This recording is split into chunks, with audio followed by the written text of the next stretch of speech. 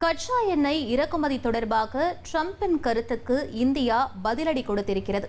மேலும் விவரங்களை எமது செய்தியாளர் ரமேஷ் வழங்க கேட்கலாம். ரமேஷ், இந்தியா தரப்பில் என்ன விளக்கம் கொடுக்கப்பட்டிருக்கிறது? முழு விவரங்களை பதிவு பண்ணுங்க.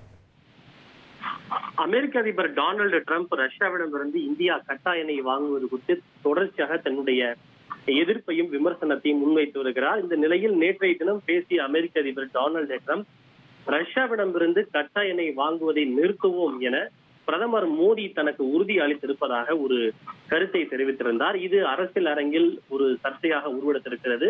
மக்களவை எதிர்க்கட்சி தலைவர் ராகுல் காந்தி அவர்கள் கூட இந்தியா பாகிஸ்தான் போரை நிறுத்துவதாக இருந்தாலும் ட்ரம்ப் தான் அறிவிக்கிறார், ரஷ்யாவிடமிருந்து கச்சா எண்ணெயை வாங்குவதாக இருந்தாலும் ட்ரம்ப் தான் அறிவிக்கிறார், ட்ரம்பை பார்த்து பிரதமர் மோடி பயப்படுகிறார் என்று தன்னுடைய விமர்சனத்தை முன்வைத்திருந்தார்.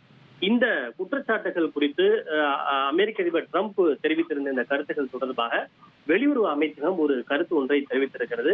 அவர்கள் என்ன தெரிவித்திருக்கிறார்கள் என்றால், தற்போதைய அமெரிக்க நிர்வாகம், அதாவது ட்ரம்ப் நிர்வாகம் இந்தியாவுடன் எரிசக்தி ஒத்துழைப்பை ஆழப்படுத்துவதற்கு அதிக ஆர்வம் காட்டி வருகிறது. இது தொடர்பாக பேச்சுவார்த்தை நடத்தப்பட்டு வருகிறது என்று இந்தியா தெரிவித்திருக்கிறது. இது மட்டுமல்ல, கடந்த பல ஆண்டுகளாகவே அமெரிக்காவிடமிருந்து எரிசக்தியை அதிக அளவில் வாங்குவதற்கு இந்தியா முயற்சிகளை மேற்கொண்டு வருகிறது. அதில் கடந்த 10 ஆண்டுகளில் குறிப்பிடத்தக்க முன்னேற்றமும் கூட ஏற்பட்டிருக்கிறது. தற்போதைய ட்ரம்ப் நிர்வாகத்தின் இந்தியாவுடன் எரிசக்தி பாதுகாப்பை ஒத்துழைப்பை மேம்படுத்துவது குறித்து தொடர்ச்சியாக பேச்சுவார்த்தை நடத்தப்பட்டு வருகிறது என்றும் வெளியுறவு அமைச்சகம் தெரிவித்திருக்கிறது. இது மட்டுமின்றி இந்தியா எண்ணெய் மற்றும் எரிவாயுவை கணிசமாக இறக்குமதி செய்யக்கூடிய நாடாகவும் இருக்கிறது. நிலையற்ற எரிசக்தி சூழ்நிலையில் இந்திய நுகர்வோரின் நலன்களை பாதுகாப்பதுதான் எங்களுடைய முக்கியமான முன்னுரிமையாக இருந்து வருகிறது. எங்களுடைய இறக்குமதி கொள்கையும் இவற்றை அடிப்படையாக கொண்டுதான் அமைந்திருக்கிறது. இது தவிர எங்களுக்கு 2 விதமான இலக்குகள் உள்ளது. முதல் இலக்கு இந்திய நுகர்வோருடைய எரிசக்தி விநியோகத்தை உறுதி செய்வது.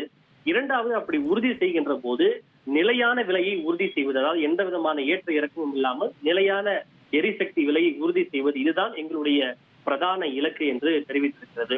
ஆக வெளியுறவு அமைச்சகம் என்ன சொல்கிறார்கள் என்றால், அமெரிக்காவுடன் நாங்கள் கச்சா எண்ணெயை வாங்குவது குறித்து பேச்சுவார்த்தை நடத்தப்பட்டு வருகிறது என்றுதான் தெரிவித்திருக்கிறார்களே தவிர ரஷ்யாவிடம் கச்சா எண்ணெயை வாங்குவதை நிறுத்துவோம் என்று எந்த இடத்திலும் குறிப்பிடப்படவில்லை.